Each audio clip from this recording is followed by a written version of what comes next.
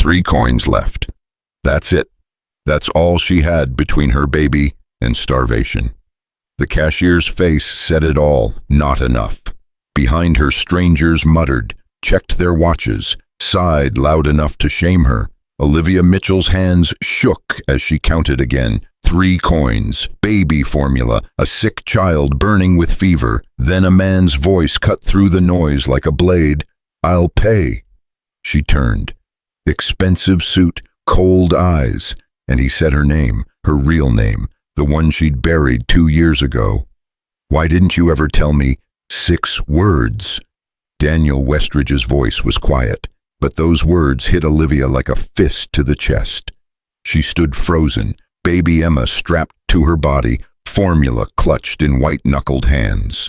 This man shouldn't know her, shouldn't remember her, shouldn't care. "I don't know what you mean." Her voice cracked. "Yes, you do." Daniel's jaw tightened. 2 years ago, you were the best analyst at Westridge Industries. Then you vanished. No resignation. No goodbye, nothing.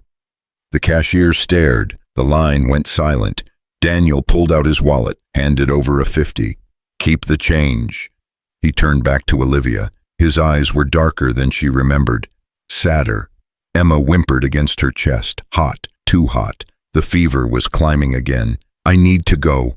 Olivia moved toward the door. Daniel stepped into her path, didn't touch her, just blocked the exit with his presence. "Your baby's sick. I can hear it in her breathing." "That's none of your business. When did she last see a doctor?" "Step aside." "Olivia." I said move. The words came out sharper than she intended. Emma started crying, thin, rattling, wrong. Olivia's phone buzzed. She yanked it from her pocket. Mrs. Chen, her neighbor, the only person in this city who gave a damn. "Emma, fever too high. Come now, need hospital." The floor tilted. Olivia looked up at Daniel, this man who used to sign her paychecks, who smiled at her in hallways she'd never see again. Something inside her cracked. "She needs a doctor." Olivia's voice dropped to a whisper. I'll drive you." Daniel was already moving. "My car's outside, Boston Children's Hospital. I know the head of pediatrics. She'll be seen immediately."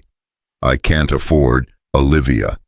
He stopped, turned. "Let me help, just once. Let someone help." She didn't have a choice. Emma's cries were getting weaker, turning into gasps. She nodded. Daniel's car was a black Mercedes, engine running, illegally parked. He didn't care. He opened the back door, waited until she settled Emma in her lap. Then he drove. Fast, confident, like he'd done this before.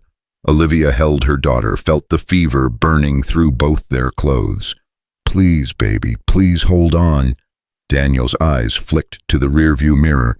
"How long has she been sick?" 3 days. "What's her name?" "Emma."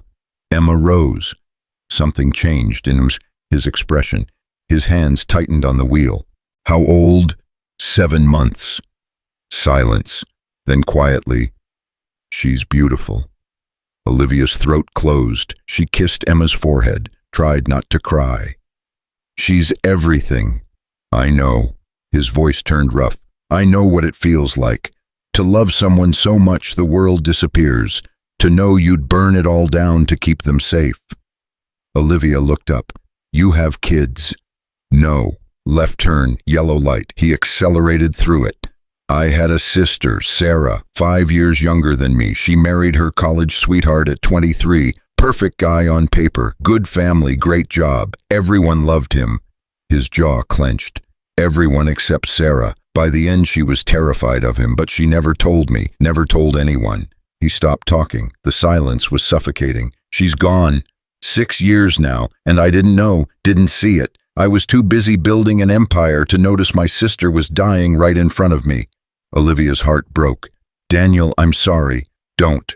Sharp. "Don't apologize. You didn't do anything wrong, but tonight, when I saw you at that counter, counting coins, trying to buy formula for your sick baby." He pulled into the hospital. Tires screeched, parked in a no-parking zone right at the emergency entrance. "I saw Sarah. I saw every woman I failed to protect, and I swore I wouldn't let it happen again." He was out of the car before she could respond. Opened her door, steadied her with a hand on her elbow. Emma was barely conscious, limp, burning. "Stay with me, baby, please." Daniel pushed through the ER doors like he owned the place. Maybe he did. 30 seconds later, they were in a private exam room. A doctor appeared, young, sharp-eyed, already pulling on gloves. "Mr. Westridge, what do we have?" 7-month-old, high fever, 3 days. Respiratory distress. Get your best pediatrician, now. The doctor didn't argue. He turned to Olivia. His expression softened. "Ma'am, I need you to lay her on the table." Olivia's hands shook so badly she almost dropped Emma. Daniel stepped forward, one hand on her shoulder, steadying her. Together they lowered the baby onto the examination table. Emma whimpered, her tiny fists curled weakly. "You're doing great." The doctor pulled out a stethoscope. "Let's see what we're working with." 20 minutes, blood tests, temperature readings, oxygen levels. The doctor's voice stayed calm, but Olivia heard the concern underneath. Pneumonia, early stage, aggressive. Emma needed IV antibiotics, overnight observation, maybe longer. "We'll admit her." The doctor looked between Olivia and Daniel. "She's going to be okay, but we need to move fast." "Do it." Daniel's voice was steel. "Whatever she needs, I'll handle everything." Olivia turned to him. "I can't let you. You're not letting me do anything. This is happening. Emma gets treated. You don't argue. And when she's stable, you and I are having a very long conversation." "Daniel, why didn't you tell me?" The question came again, softer, more devastating. "When things got bad, why didn't you come to me? I would have helped. I would have, because I was married to your head of acquisitions."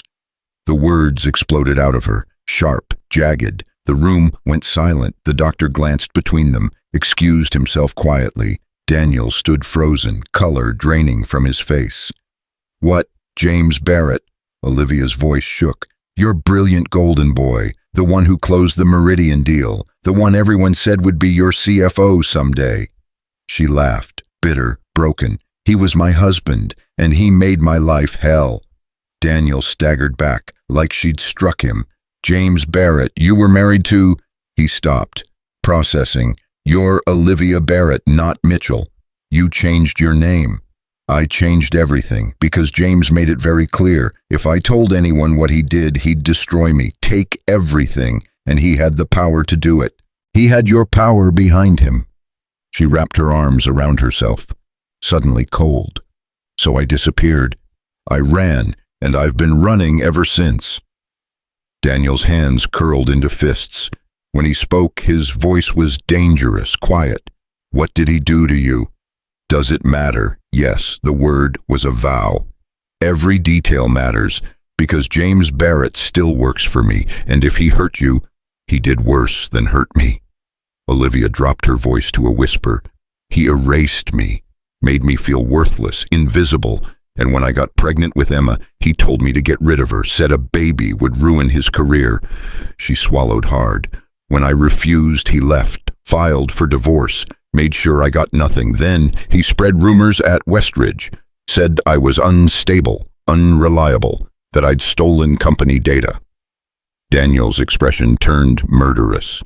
"That's why you left without notice. He poisoned everyone against you before you could defend yourself. I had no proof, no allies. I was pregnant and terrified, so I ran, moved to a different part of the city, changed my name back to Mitchell, found work where I could." She looked down at her hands. "I survived. Barely, but I survived." A nurse appeared, clipboard in hand. "We're ready to move Emma upstairs. Room 412. "I'm coming." Olivia moved to follow. Daniel caught her arm, gently. "I'm coming with you." She should have said no, should have told him she didn't need his charity, his pity, his guilt. But Emma was being wheeled down the hallway, hooked up to monitors, IVs, and Olivia was so damn tired of being alone. "Okay," whispered. "Okay." They rode the elevator in silence. The pediatric floor was quieter, softer blues, yellows, designed to calm anxious parents. Emma was settled into a room with a window, city lights glowing outside. A nurse started the antibiotics, checked vitals. The fever was already breaking. She's going to be fine. The nurse patted Olivia's shoulder. You got her here just in time. Olivia sank into the chair beside Emma's bed. Her whole body trembled with relief. Daniel stood by the window, making a phone call, voice too low to hear, but she caught fragments. Legal, investigation, James Barrett's name, spoken like a curse. When he hung up, he turned back, expression unreadable. I made some calls. My legal team is looking into James's employment records. If he lied on his application, if he used confidential information to advance his career, I want to know, and I want proof. Olivia's heart stuttered. Why are you doing this? Because I failed you once. I won't do it again. He pulled up a chair beside hers. And because James Barrett doesn't get to destroy lives and walk away. Not on my watch. Olivia stared at him. This man with his $1,000 suit and unlimited power. This stranger who somehow gave a damn. He's engaged now. Her voice came out hollow. To Richard Langford's daughter, one of your biggest investors. I saw it in the news last month. Spring wedding, big society event. Daniel's expression darkened. Richard Langford, of course. That's how James wormed his way back into my inner circle, leveraging that relationship for a promotion. I was considering him for VP of Strategic Development. He's good at what he does, manipulation, lies, making people believe he's something he's not. Not anymore. Daniel leaned forward, elbows on knees. Tomorrow morning, I need you to do something difficult. But if you're willing, we can end this. We can make sure James never hurts you or anyone else again. Olivia's pulse quickened.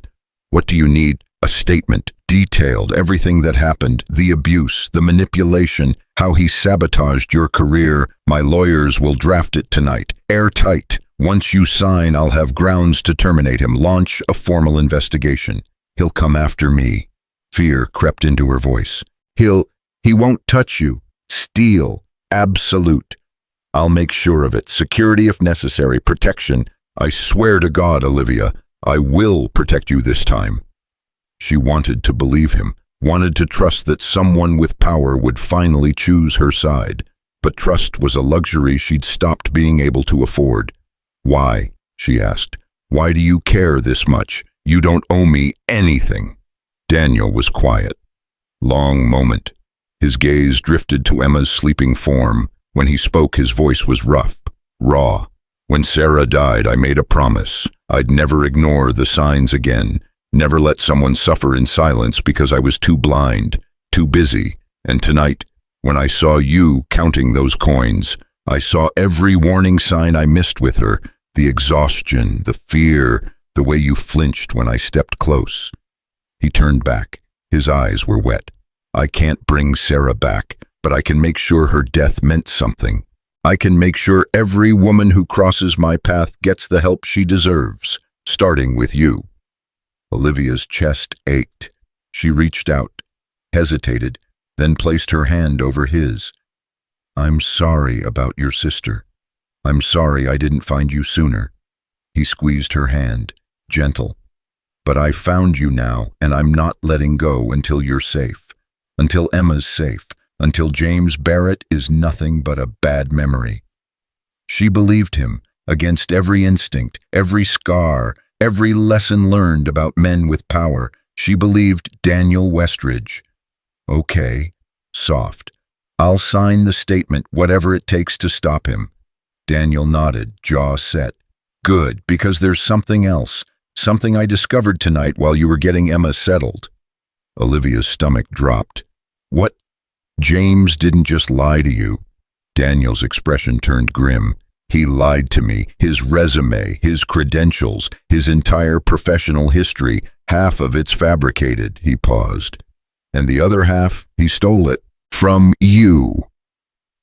The room spun. Olivia gripped the chair arms, nails digging into plastic. What projects you worked on, ideas you pitched. He's been claiming your work as his own for 2 years. The Meridian acquisition, that was your analysis. The Singapore expansion, your market projections. Daniel's voice turned cold. He built his entire career on your stolen labor, and I never noticed because I thought you'd left voluntarily. Rage flooded through her, white hot, all-consuming. But before she could speak, Daniel's phone rang. He glanced at the screen. His face went white. Olivia. His voice dropped. Careful, James is calling me right now. Her breath stopped. What? He doesn't know I know about you, about the lies, about anything. Daniel's eyes locked on hers. I need to answer this, but first I need to know. Are you ready? Are you ready to fight back? Olivia looked at Emma, her baby girl, sleeping peacefully for the first time in days. The fever finally breaking. The monitors beeping steady and strong. She thought about 2 years of running, 2 years of counting coins, 2 years of being invisible, 2 years of James Barrett living her life while she starved in the shadows. Something hard settled in her chest, something cold, something that felt a lot like fury. Answer it. Her voice didn't shake. And Daniel, tell him I said hello. Daniel's mouth curved into something that wasn't quite a smile, more like a promise. He answered the call. James, what can I do for you? A pause. James's voice crackled through the speaker, smooth, confident, completely unaware. Mr. Westridge, sorry to call so late, but I wanted to touch base about the VP position. Richard mentioned you were making a decision soon. I wanted to make sure I'm still in consideration. Daniel's eyes never left Olivia's face. Actually, James, I'm glad you called. There's something we need to discuss. About your employment history. Some discrepancies have come to light.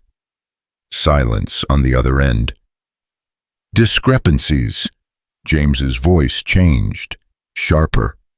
I'm not sure what you mean. I think you do. Daniel's tone was ice. But we can discuss it tomorrow. My office, 9 a.m. Don't be late. He hung up. The room was silent except for Emma's soft breathing and the steady beep of the monitors. Olivia stared at Daniel. What happens now? Now.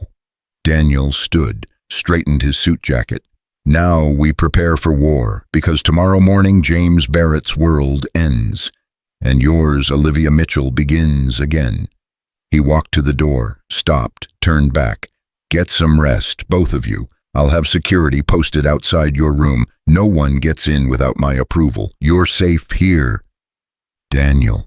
He paused. Thank you. Her voice broke on the words. For seeing me when no one else did? His expression softened just for a moment. You were always worth seeing, Olivia. Some of us were just too blind to notice. He left. The door clicked shut behind him. Olivia sat in the quiet hospital room, Emma sleeping beside her, the city glowing beyond the window. For the first time in 2 years, she wasn't running. For the first time in 2 years, she was standing still. And tomorrow she was going to watch James Barrett's empire crumble. She reached over, brushed a strand of hair from Emma's forehead. We're going to be okay, baby, whispered into the darkness. We're finally going to be okay. Outside the door, she heard footsteps.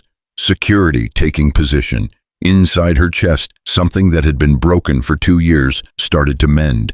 Not hope, not yet, but something close, something dangerous, something that felt a lot like justice. Olivia didn't sleep.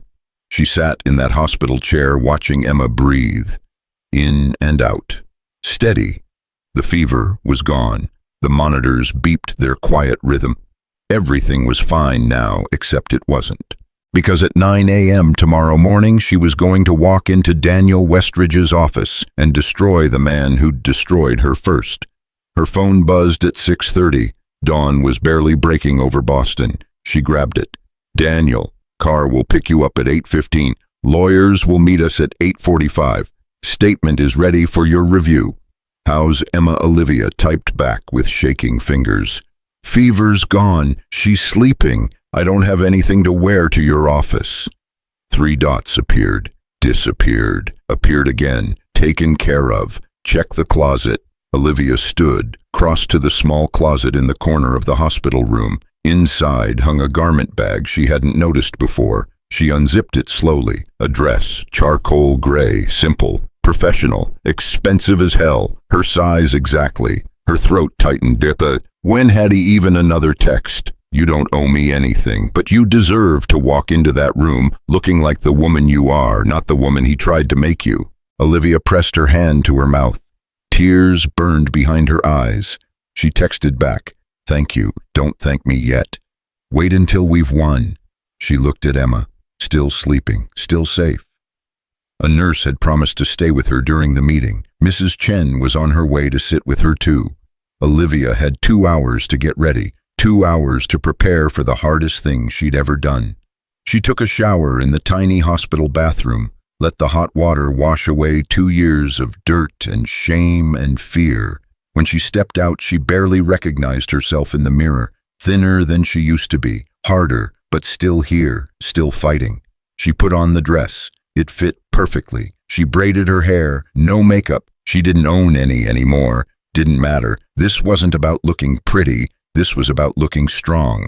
At 8:10, her phone rang. Unknown number. She answered. Hello? Olivia Mitchell. A woman's voice. Professional. Warm. Yes. This is Angela Chen. I'm Mr. Westridge's head of legal. I'll be representing you this morning. I just want you to know that everything you say in that room is protected, confidential, and you can stop at any time. Understood? Olivia's hands steadied. Understood. Good. The car is downstairs. I'll see you soon. The line went dead. Olivia kissed Emma's forehead, whispered goodbye to the sleeping nurse, walked out of that hospital room with her spine straight and her head high. The car was a black town car, not the Mercedes. The driver opened the door without a word. She climbed in. The drive to Westridge Industries took 15 minutes. Olivia watched the city pass by. She'd avoided this part of Boston for 2 years. Too many memories, too much pain. The building was exactly as she remembered. Glass and steel, 40 stories high, a monument to Daniel's empire. She used to work on the 23rd floor, analysis department. She'd loved that job, loved the challenge, the data, the thrill of finding patterns no one else saw. James had worked on the 35th floor, acquisitions. They'd met at a company mixer. He'd been charming, attentive. He'd made her feel special. What a joke. The car pulled into the underground garage. Private entrance. The driver led her to a private elevator. They rode up in silence. 39th floor, executive level. The doors opened. Angela Chen was waiting. Tall, mid-40s, sharp suit, kind eyes. Olivia, it's good to meet you. Come with me. They walked through corridors Olivia had never seen before, past assistants and conference rooms and floor-to-ceiling windows overlooking the city. Everything was chrome and glass and power. Angela stopped at a heavy wooden door. Daniel's office. He's inside, along with 2 other attorneys and our head of HR. We're going to record your statement. You'll read through the document we prepared. Make any changes you need. Then you'll sign it. After that, Mr. Westridge will handle the rest. Questions. What happens to James? Angela's expression hardened. If everything you've told Mr. Westridge is accurate and we have no reason to believe it isn't James Barrett, we'll be terminated immediately.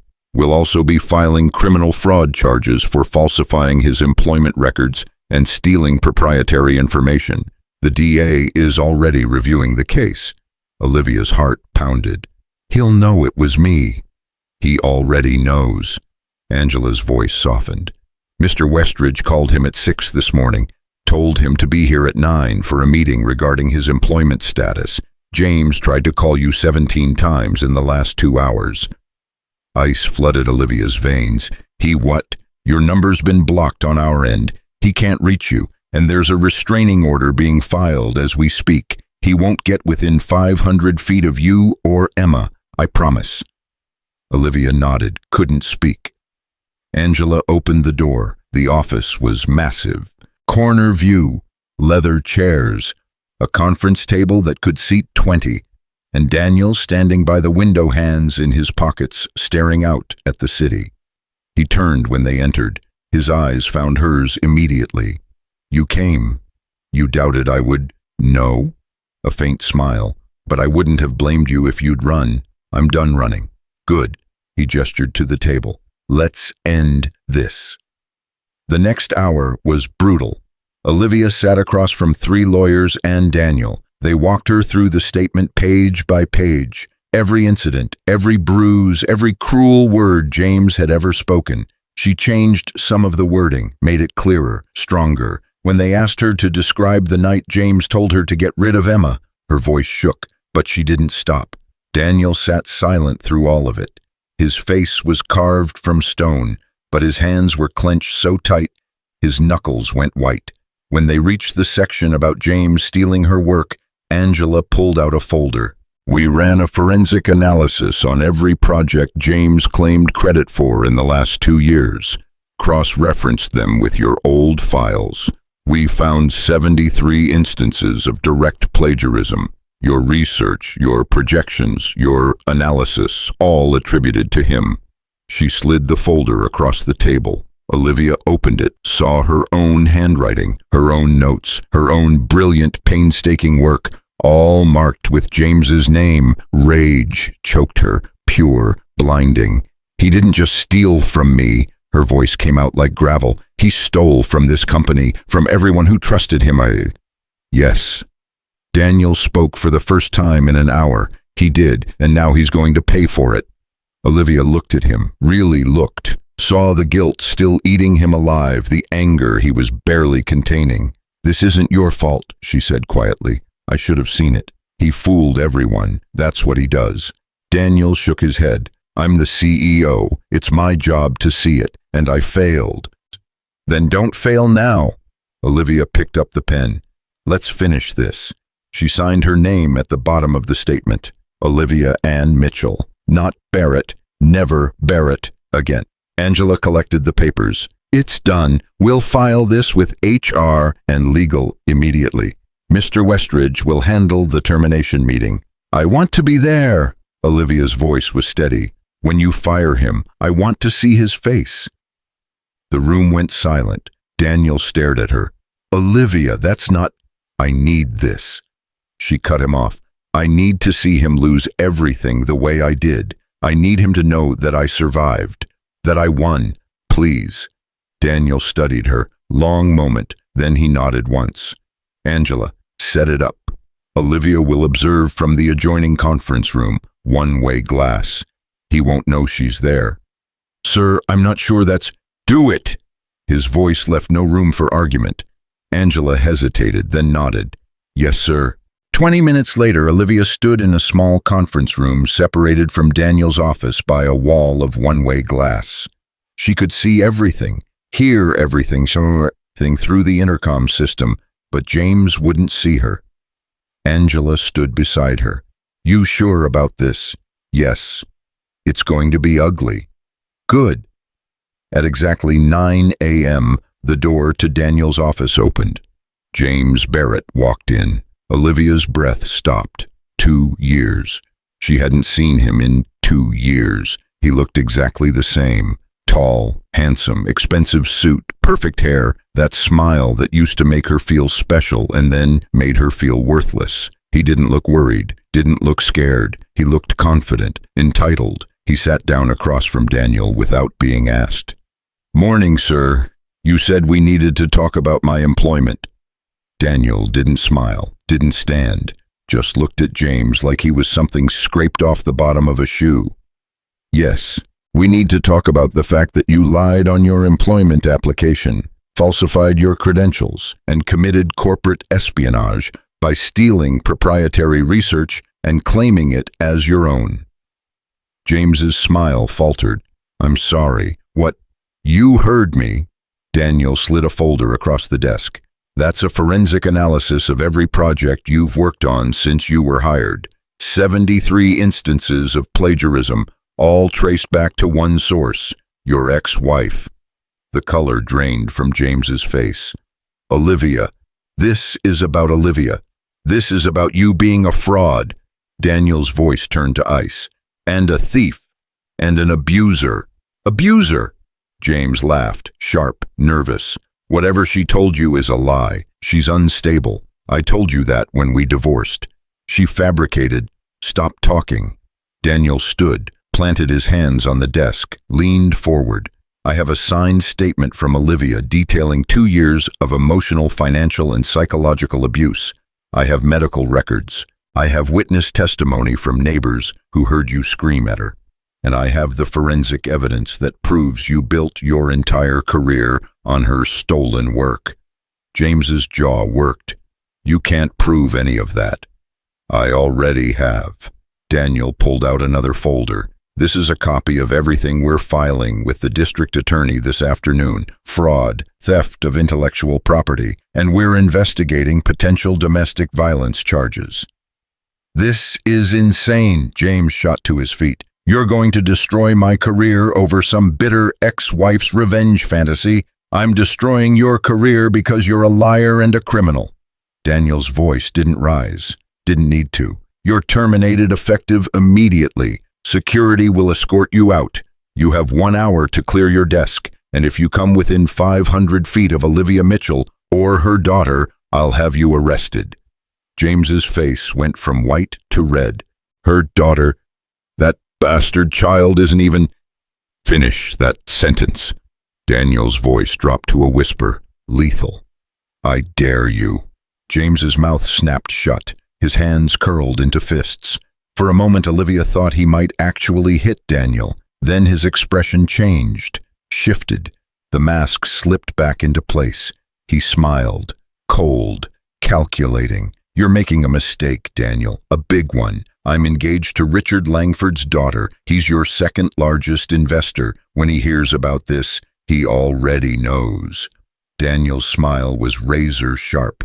I called him at 7 this morning, told him everything. He was very interested to learn that his future son-in-law is a fraud. He's pulling his daughter out of the engagement as we speak. James staggered, actually staggered. No, that's not... It's done, James. You're done. Now get out of my building before I have security throw you out. For a long moment, James just stood there, staring at Daniel. Then his gaze shifted, moved across the room, landed on the one-way glass. Olivia's heart stopped. He couldn't see her. The glass was one way. He couldn't possibly... She's watching, isn't she? James' voice turned ugly, vicious. She's in there right now, watching this, getting off on it. Daniel didn't confirm or deny, just stared him down. James laughed, bitter, broken. Fine, you win, Olivia. He raised his voice, spoke directly to the glass. You win. I hope it was worth it. I hope destroying me makes you feel better, because we both know the truth. You were nothing when I met you. You're nothing now, and that baby... His voice cracked with spite. She'll grow up knowing her mother is a vindictive... The door slammed open. Security, 2 men built like linebackers. Mr. Barrett, it's time to go. James shook them off, straightened his jacket. When he spoke again, his voice was calm, controlled, more terrifying than his rage. I'll see you in court, Daniel, both of you. This isn't over. Yes, Daniel said quietly. It is. Security escorted James out. The door closed. Silence fell. Olivia stood frozen behind the glass. Her entire body was shaking. Angela touched her shoulder gently. You okay? I don't know. Olivia's voice came out strangled.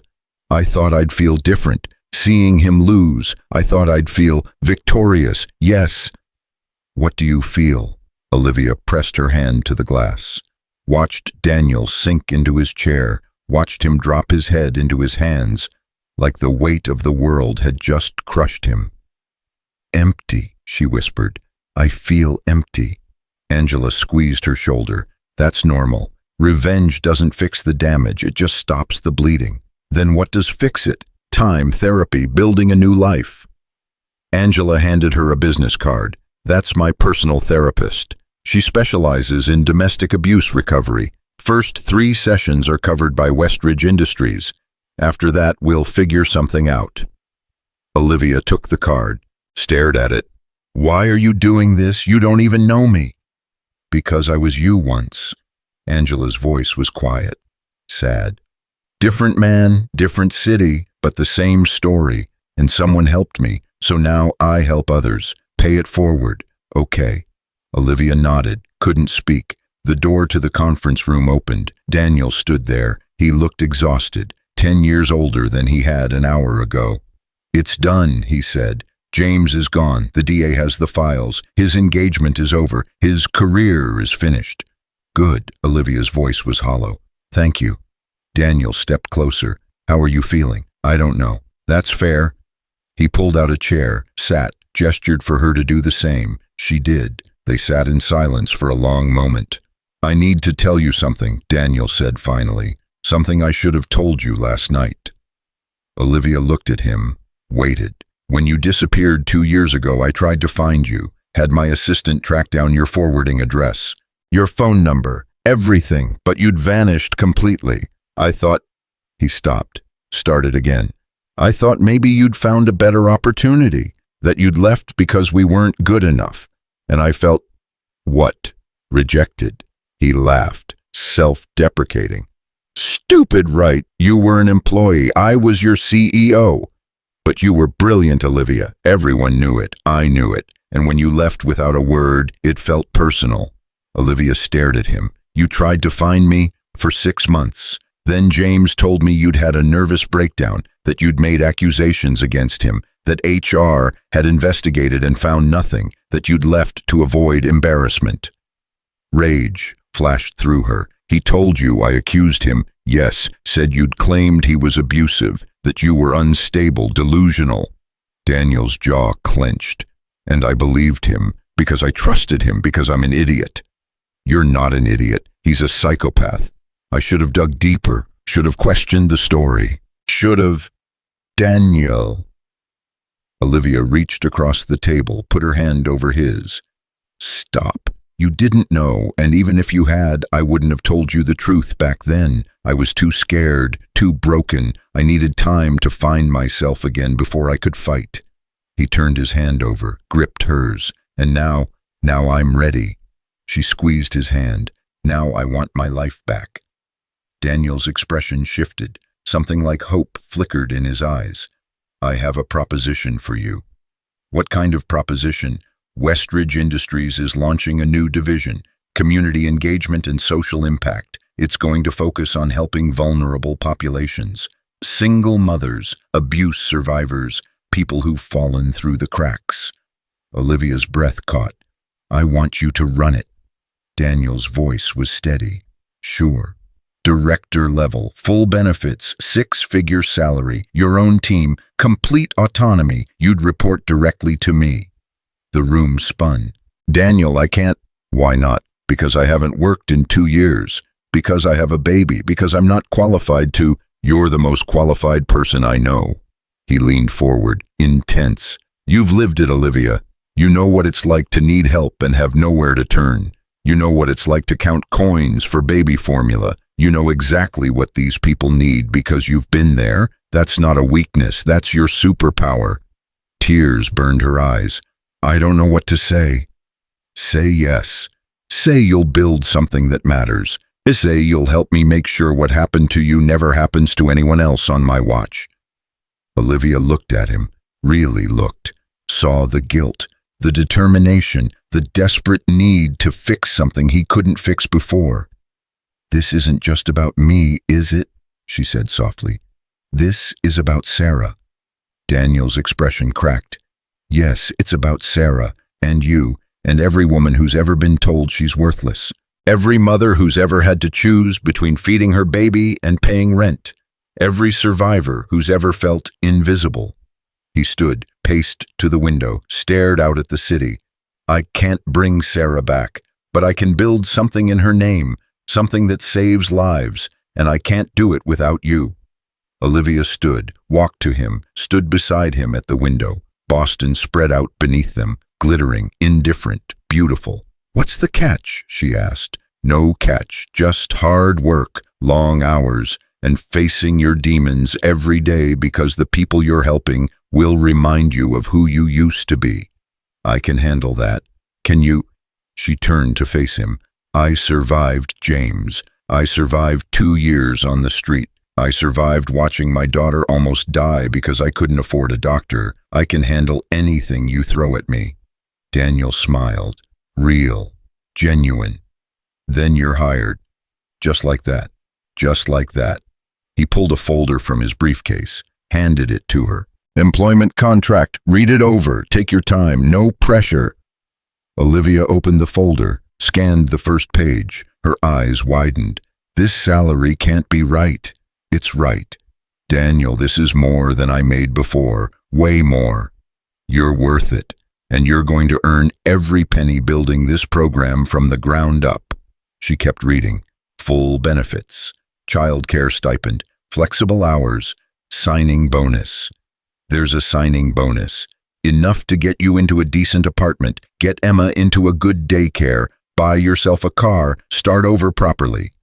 Olivia's hands shook. She looked up at him. Why are you doing this?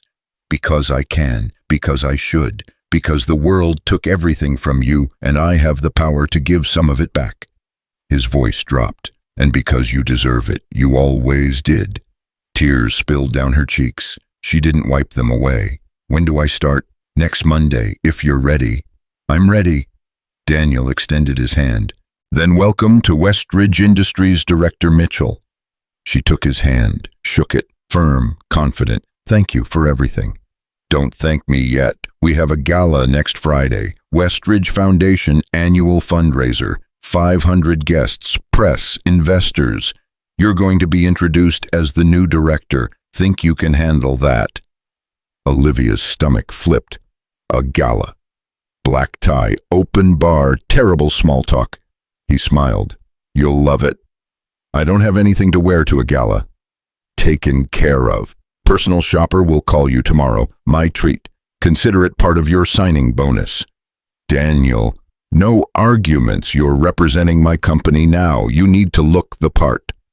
Olivia laughed, watery, overwhelmed. You've thought of everything, haven't you? I try. His expression softened. How's Emma? Better. The antibiotics are working. They're releasing her tomorrow. Good. Take the rest of the week. Be with her. Rest. Monday we start changing the world. Changing the world? Olivia raised an eyebrow. That's ambitious. I don't do anything small. Daniel walked to the door, opened it. Angela will walk you out. Cars waiting to take you back to the hospital. Olivia followed him, stopped at the threshold, turned back. Daniel, yes, I'm going to make you proud. I promise. His eyes softened. You already have. She left, walked through those chrome corridors with her head high and her future bright for the first time in years. Behind her, Daniel stood in front of his office doorway, watching her go. And for the first time since Sarah died, he felt like maybe he'd done something right. Maybe he'd saved someone. Maybe that was enough. The apartment Daniel's people found her was in the South End. 3rd floor walk-up, 2 bedrooms, actual sunlight, a kitchen that didn't have cockroaches. Olivia stood in the empty living room holding Emma on her hip and tried not to cry. We live here now, baby girl. This is home. Emma grabbed a fistful of her hair and babbled something that sounded like agreement. The personal shopper Daniel sent was named Marcus, mid-30s, impeccably dressed, gay as a parade and twice as fabulous. He took one look at Olivia's thrift store wardrobe and physically recoiled. No, absolutely not. We're burning all of this. I can't afford Mr. Westridge's card, not yours. And honey, after what you've been through, you deserve Chanel. He pulled out his phone, started typing. Gala's Friday, today's Monday. That gives us 4 days to turn you into Cinderella. You ready?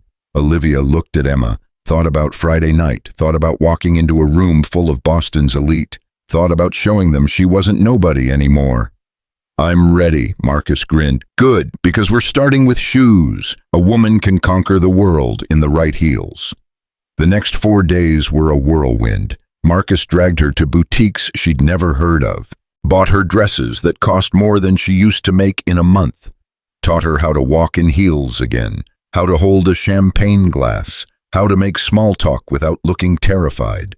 Confidence, darling, that's all they're looking for. confidence, and the ability to laugh at their terrible jokes.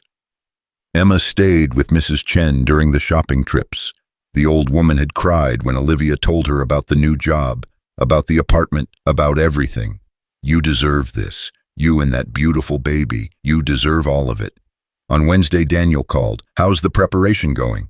"Marcus is terrifying." Daniel laughed, actually laughed. "He's the best. Trust him." "I do. It's just—" Olivia paused. "I haven't been to anything like this in years. What if I mess up? What if I say something wrong? Then you'll be human like the rest of us. Olivia, these people aren't gods. They're just rich and bored. You've survived worse than a cocktail party." That's what Marcus said. "Marcus is smart. Listen to him." A pause. "I'm sending a car for you Friday at 6. The gala starts at 7. I'll meet you there." "You're not picking me up." "I have to be there early. Press photos, donor meetings, the usual circus." His voice softened. "But I'll find you the second you walk in, I promise." "Okay." "Olivia, yeah.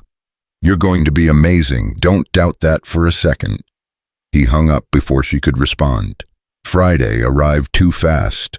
Olivia spent the morning with Emma, fed her, played with her, tried not to think about the evening ahead. At 4 p.m., Marcus showed up with a team, hair, makeup, the whole production. Time to transform Cinderella. They worked on her for 2 hours. Olivia sat in a chair in her tiny bathroom and let strangers turn her into someone she barely recognized. They curled her hair, did her makeup subtle but striking. When they were done, Marcus handed her the dress.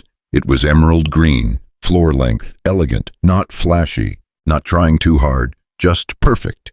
She put it on, stared at herself in the mirror. The woman looking back wasn't the terrified girl counting coins in a convenience store, wasn't the broken wife hiding bruises, wasn't the struggling mother choosing between diapers and dinner. She was someone else, someone stronger, someone who'd survived hell and come out fighting. "Damn, girl." Marcus stood behind her. "You clean up nice. I look powerful. You look powerful. And that's exactly what you are." Mrs. Chen took Emma for the night. The old woman's eyes went wide when she saw Olivia. "You look like a princess." "I feel like an imposter." "Good. That means you're doing it right." Mrs. Chen kissed her cheek.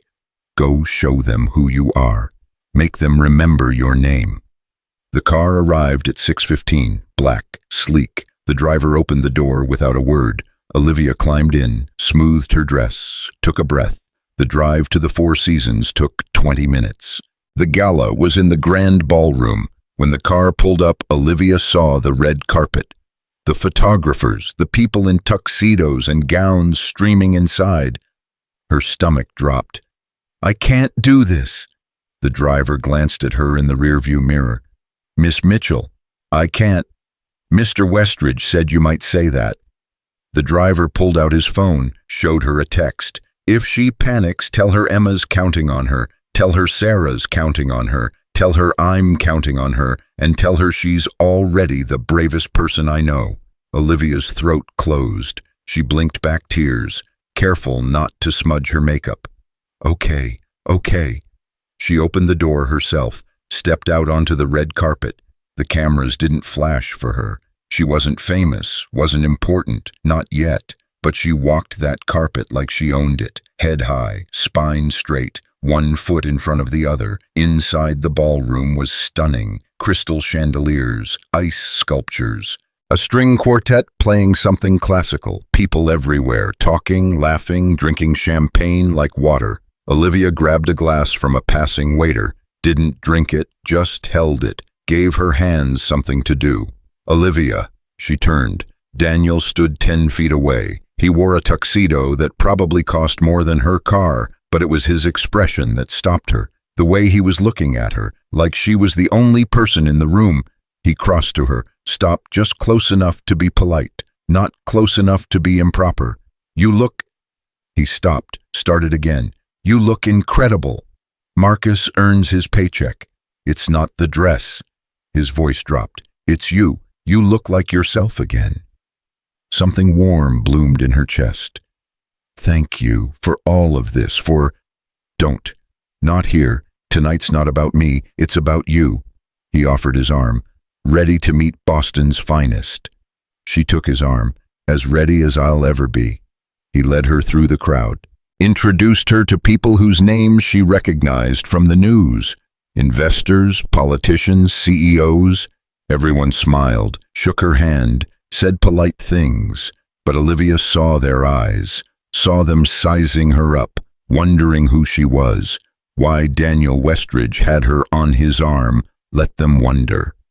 At 7:30, Daniel stepped onto the stage, tapped the microphone. The room went quiet. Good evening. Thank you all for being here. As you know, the Westridge Foundation has been supporting community programs across Boston for the last decade. Education, healthcare, housing. We've made a difference, but we can do more. He paused, scanned the crowd, found Olivia, held her gaze. Tonight, I'm pleased to announce a new initiative. The Sarah Westridge Program for Community Engagement and Social Impact, named after my sister, who we lost too soon, who deserved better than the world gave her. Olivia's breath caught.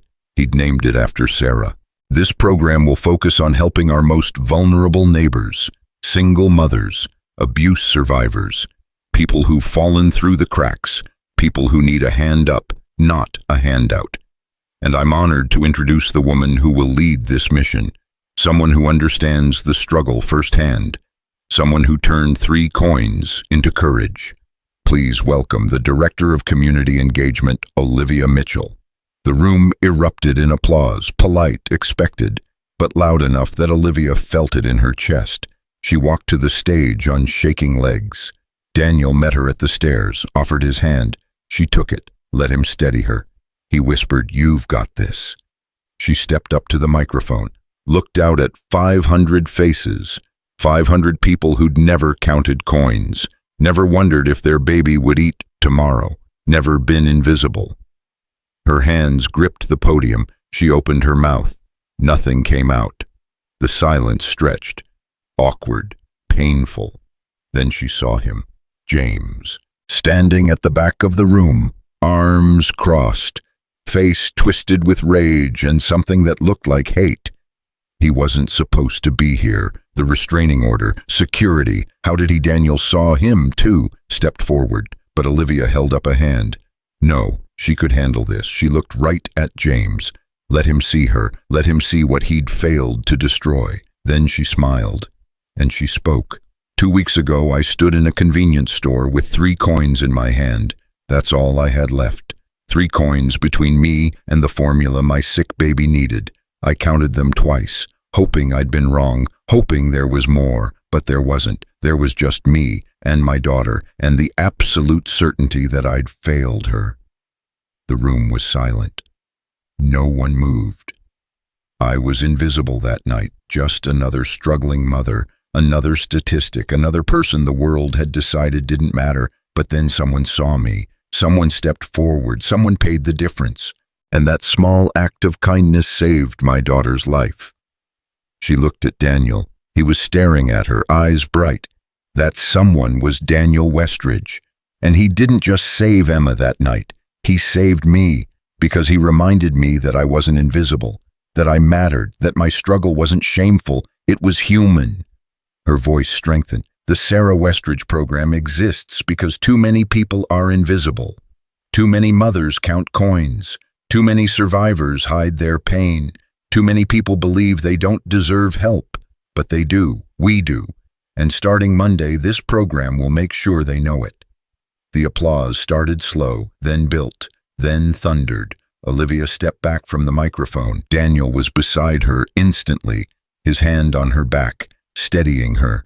That was perfect, he murmured. Absolutely perfect. She looked past him. James was gone, vanished into the crowd, or maybe thrown out by security. She didn't care. He couldn't touch her anymore. The rest of the gala was a blur. People approached her, asked questions, offered donations, told her their own stories of struggle and survival. One woman, mid-60s, grabbed her hand. "My daughter, she was in a situation like yours. She didn't make it out." Tears streamed down the woman's face. "But you did. And this program, It's going to save lives. Thank you." Olivia hugged her. This stranger, this grieving mother, held her tight and whispered, "I'm so sorry. I'm so sorry for your loss." When the woman left, Olivia had to step outside, get air, get space. She found a balcony, empty, quiet, the city spread out beneath her, glittering and indifferent and beautiful.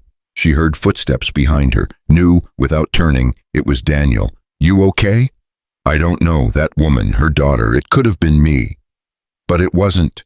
He stood beside her, not touching, just there. "You survived. You fought. You won." "It doesn't feel like winning." "What does it feel like?" She thought about it, really thought. Responsibility, like I owe something to everyone who didn't make it out. Like I have to make this program work, because if I don't, then you're exactly the right person for this job. Daniel turned to face her. "Because you understand what's at stake. You understand that this isn't just a program, it's a lifeline. What if I fail? Then we try again and again until we get it right." He smiled, sad. That's what Sarah would have wanted. Not perfection, just persistence. Olivia nodded, wiped her eyes carefully, preserving her makeup. "I saw James in the crowd." Daniel's expression darkened. "I know, security's reviewing the footage. He wasn't on the guest list. Someone must have brought him as a +1. He looked angry, bitter, destroyed." Daniel's voice turned cold. "Good. Let him see what he lost. Let him see you thriving while his world burns. Is that wrong to want him to suffer?" "No, it's human." Daniel leaned against the railing. "But don't let it consume you. Don't let him take up any more space in your head than he already has. Build your life. Build this program. Build something so beautiful he can't help but see it every time he closes his eyes. Living well is the best revenge." "Exactly." They stood in comfortable silence. The party continued inside. Music, laughter, the clink of glasses. "I never thanked you," Olivia said quietly. "Not really, for believing me, for helping me, for... You thanked me the moment you walked into my office and signed that statement. You thanked me by being brave enough to fight back." Daniel turned to her. "I'm the one who should be thanking you, for giving me a chance to fix what I couldn't fix before, for letting me help, for trusting me when you had every reason not to." "Why did you ask that question in the store? Why didn't you tell me?" Daniel was quiet for a long moment.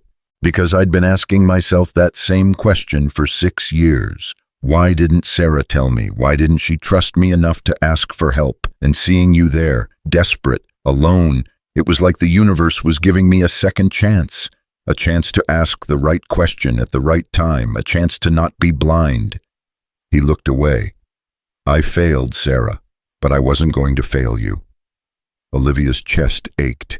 She reached out, took his hand, squeezed it. "You didn't fail, Sarah. The man who hurt her failed her. The system that didn't protect her failed her. You loved her. That's not failure. It wasn't enough. Love is always enough. It's just not always enough to save someone." She squeezed his hand again. "But it saved me. Your love for Sarah, your guilt, your need to do better. It saved Emma and me. So maybe love doesn't always save the person we want it to, but it saves someone, and that matters." Daniel's eyes were wet. He blinked hard, cleared his throat. "We should get back inside. People will talk." "Let them," he smiled. "You're getting fearless." "I'm getting tired of being afraid." They walked back inside together. The party was winding down. Guests were leaving, saying goodbyes, making promises to donate. An older man approached, silver hair, expensive suit, cold eyes. Richard Langford, James's almost father-in-law. "Mr. Westridge, Ms. Mitchell, quite the speech." Olivia tensed. Daniel's hand moved to her back, protective. "Richard, I didn't expect to see you here tonight. I wouldn't miss it, especially after the phone call you gave me last week about my daughter's former fiancé." Richard's eyes moved to Olivia. "I owe you an apology, Ms. Mitchell." Olivia blinked. "For what? For not seeing what James Barrett was, for letting my daughter get involved with him, for..." He paused. for not believing the warnings when they came. Daniel tried to tell me. I didn't listen. I thought you were just a bitter ex-wife. I was wrong. The words hung in the air, heavy. Thank you for saying that, Olivia managed. My daughter is devastated, but she's safe. Because you spoke up, because you were brave enough to tell the truth. Richard extended his hand. If there's anything I can do to support your program, let me know. Consider it a personal investment. Olivia shook his hand. I appreciate that. Richard nodded, turned to Daniel. You were right about all of it. I should have listened. You're listening now. That's what matters. Richard left. Olivia exhaled. That was unexpected. Richard's a lot of things, but once he sees the truth, he accepts it. And he makes amends. Daniel checked his watch. It's almost 11. You should go home, get some rest. Monday's going to be intense. What about you? I have to stay, shake hands, make nice with donors, the usual. Olivia nodded, started to walk away, stopped, turned back. Daniel, yeah, tonight, this whole thing. It was, she smiled. It was the first time in 2 years I felt like myself. Thank you. His expression softened. You're welcome. Now go home. Kiss that baby. Get some sleep. Yes, sir. She walked out of that ballroom with her head high. The car was waiting. The drive home was quiet. When she walked into her apartment, Mrs. Chen was asleep on the couch. Emma was in her crib, breathing soft and steady. Olivia kicked off her heels, took off the dress, washed her face, climbed into bed in her pajamas, and for the first time in 2 years, she slept without nightmares. Saturday morning, she woke to Emma's babbling. The sun was streaming through the windows. Her phone was buzzing. She checked it. Messages from numbers she didn't recognize. Articles, links. She opened one. Boston Globe, front page of the lifestyle section. Westridge Industries announces new social impact program. Director Olivia Mitchell shares powerful story of survival. There was a photo. Her at the podium. Eyes fierce, voice strong. She looked like a warrior. More messages, more articles. The story was everywhere. Her phone rang. Daniel, have you seen the coverage? I'm looking at it now. You're a sensation. People want to help. We've already received 500,000 in donations just overnight. Olivia's head spun. 500,000 and counting. Olivia, you did this, your story, your courage, it's making a difference. I just told the truth, and the truth is powerful. He paused. How are you feeling? Overwhelmed, grateful, terrified. Good, that means you care. See you Monday. See you Monday. She hung up, looked at Emma. The baby was gnawing on a stuffed rabbit. Happy, healthy, safe. We did it, baby girl. We actually did it. Emma smiled, reached for her. Olivia picked her up, held her close, breathed in that sweet baby smell. Outside Boston was waking up. People were reading her story, talking about her, and maybe even believing that change was possible. And inside this tiny apartment, Olivia Mitchell stood holding her daughter and felt something she hadn't felt in years. Hope, real, tangible, unshakable. She'd stopped running, started fighting, and won. But the real victory wasn't the spa or the apartment or the applause. It was this moment, right here, holding her baby in the sunlight and knowing they were finally truly safe. Monday would come. The work would be hard, the demons would still whisper, but for now, in this moment, Olivia let herself feel it. Joy, pure, simple, earned. She'd survived, she'd fought, she'd won, and this was only the beginning. Monday morning arrived with rain. Olivia stood outside Westridge Industries at 8:45, holding an umbrella and staring up at the glass tower. 3 weeks ago, she'd been counting coins. Now she was walking through the front doors as Director of Community Engagement. The security guards smiled at her. Mrs. Mitchell, welcome. Mr. Westridge left instructions. 39th floor. Angela Chen is waiting for you. Olivia nodded, couldn't speak. Her throat was too tight. The elevator ride felt longer this time. When the doors opened, Angela was there. Professional, warm, ready for your first day. I think so. Good, because we have a lot to cover. Angela led her down the hall, stopped at a corner office. This is yours. Olivia stepped inside, froze. The office was twice the size of her apartment, floor-to-ceiling windows, a desk that looked like it cost more than a car, bookshelves, a sitting area, and on the desk a framed photo. Emma, laughing. Olivia didn't remember taking that picture. "Daniel thought you'd want something personal," Angela said quietly. "He had it printed this morning." Olivia touched the frame, her vision blurred. "He thinks of everything, doesn't he?" "He does, especially when he cares about someone." Angela set a tablet on the desk. "Your schedule for the week. Team interviews start at 10, budget meeting at 2, dinner with the foundation board tomorrow night. Think you can handle it? Do I have a choice?" Angela smiled. "Not really, but for what it's worth, I think you're going to be brilliant at this." The next 6 hours were a hurricane. Olivia interviewed 12 candidates for her team: social workers, case managers, community organizers, people who dedicated their lives to helping others. She hired 4 on the spot. At 2 p.m., she sat in a conference room with Daniel and the finance team. They walked her through the budget. $7 million for the first year, equipment, salaries, program costs, emergency funds. $7 million, Olivia repeated. "That's what we need to make a real impact," Daniel finished. "Too much, too little. It's perfect." She looked at the spreadsheet, her program. "I'll make every dollar count."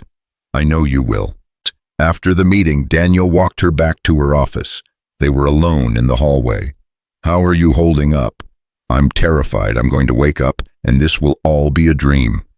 "It's not a dream. It's real. You earned this." "Did I?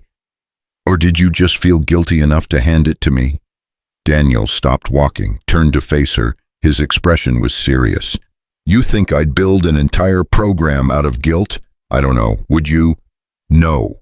Firm, absolute. "I'd build it out of necessity, out of the knowledge that it needs to exist, and I'd choose the best person to run it, which is you. Not because I feel guilty, but because you're the most qualified person I know." Olivia searched his face, found no deception, just honesty. "Okay, I believe you." "Good. Now go home, get some rest. Tomorrow's going to be even crazier." She did, went home, picked up Emma from daycare, the good daycare Daniel's childcare stipend paid for, fed her daughter, bathed her, put her to bed. Then she sat on her couch in her apartment that didn't have cockroaches and cried from relief, from exhaustion, from the sheer overwhelming weight of having everything she'd ever wanted after having nothing for so long. Her phone buzzed, text from a number she didn't recognize. "Congratulations on the new job. Hope you're enjoying it while it lasts." Her blood went cold. She knew that tone, that phrasing. "James." Another text. "You think you've won, but this isn't over, not by a long shot." Her hands shook. She called Daniel. He answered on the first ring. "Olivia, what's wrong?" "James, he's texting me, threatening me.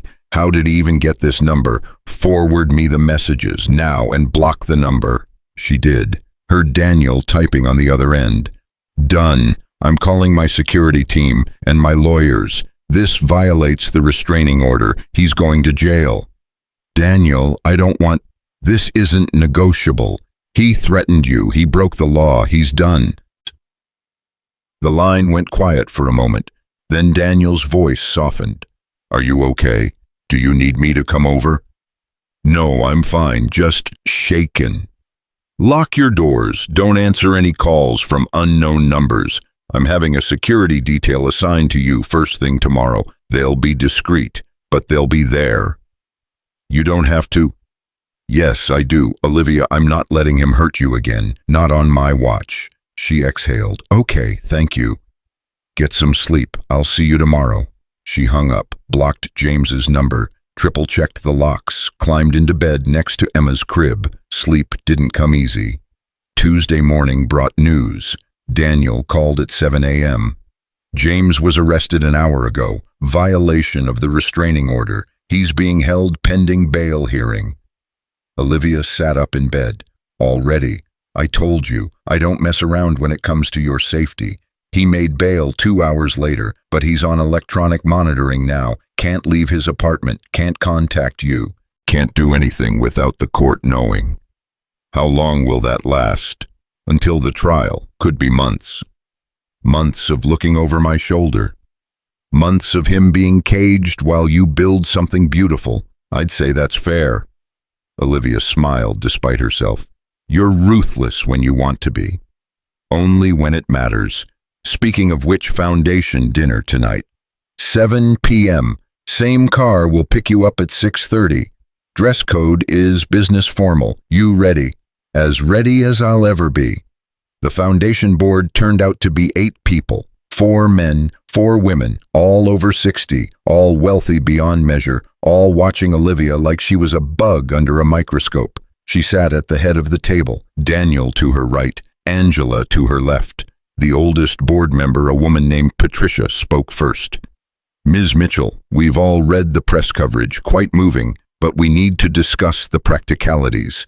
$7 million is a significant investment. What's your plan for year 1? Olivia had prepared for this. Spent all day Monday night building a presentation. She pulled it up on the screen. Year 1 focuses on 3 pillars: emergency assistance, job training, long-term support. We'll partner with existing shelters and social services, provide gap funding for housing deposits, child care stipends, medical expenses, the things that keep people trapped in poverty. She clicked to the next slide. Job training will focus on high-demand fields: healthcare, technology, skilled trades. We'll partner with local colleges, provide tuition assistance, placement services. The goal is to get people into sustainable careers, not just jobs. Careers. Another slide. Long-term support means case management, mentorship, community building. We're not just handing out money and walking away. We're building relationships, creating a network, making sure people have support even after they're back on their feet. Patricia leaned back. And the metrics. How do we measure success? Lives changed, families stabilized, people who go from counting coins to paying rent on time, from homeless to housed, from jobless to employed. We'll track every case, every dollar spent, every outcome, full transparency. Another board member, a man named David, spoke up. What about fraud? How do we prevent people from taking advantage? Olivia met his gaze, steady. We vet everyone, background checks, interviews, references, but we also trust, because the vast majority of people in crisis aren't looking for a handout. They're looking for a hand up. And if we spend all our energy protecting against the 1% who might cheat the system, we'll fail the 99% who genuinely need help. Silence. Then Patricia smiled. Well said, Ms. Mitchell. I think we're going to get along just fine. The rest of the dinner went smoothly. Questions, answers, discussions about fundraising, expansion plans. By the time dessert arrived, Olivia felt like she'd run a marathon, but she'd won. After dinner, Daniel walked her to the car. You were incredible in there. Patricia never smiles. You made her smile. I just told the truth. That's your superpower. You always tell the truth. He opened the car door for her. Get some rest. Team training starts tomorrow. Daniel. He paused. Why are you doing all this? Really? And don't tell me it's about Sarah. There's something else. I can feel it. He was quiet for a long moment. Rain started falling again. Light. Misty. You want the truth. Always. When I saw you in that store, counting those coins, I saw myself, not physically but emotionally. I saw someone who'd given everything and had nothing left. Someone who was one bad day away from breaking completely. And I realized that's what wealth really is. Not money, not power. It's the buffer between you and catastrophe. The space between counting coins and not having to count at all. He looked away. I have that buffer. I've always had it, and Sarah didn't. You didn't. So many people don't. And I can't fix the whole system, but I can fix this. I can build something that gives people that buffer, that space, that safety, And if I can do that, then maybe all this money, all this power actually means something. Olivia's chest ached. You're a good man, Daniel Westridge. I'm trying to be. He smiled, sad. Some days I'm better at it than others. She climbed into the car. He closed the door. She watched him through the window as the car pulled away, standing in the rain, hands in his pockets, looking like the loneliest billionaire in Boston. The next 2 weeks were chaos. Good chaos, productive chaos. Olivia hired the rest of her team, 10 people total, all brilliant, all passionate, all ready to change the world. They worked 16-hour days, built systems, created protocols, reached out to community partners, lined up resources. The first client walked through their doors on a Thursday. Single mother, 2 kids, just lost her job, about to be evicted. Olivia sat across from her in the intake room, listened to her story, heard her own story in every word. We can help, Olivia said. We can cover your rent for 3 months while you find work. We can provide childcare, job training, whatever you need. The woman cried. Why would you do this for me? You don't even know me. Because someone did it for me, and now I'm doing it for you. That's how this works. By the end of week 2, they'd helped 15 families, paid rent, covered medical bills, provided groceries, job placements, hope. Olivia went home every night exhausted and exhilarated. On Friday night, her phone rang. Unknown number. She almost didn't answer, then recognized the area code, her old hometown.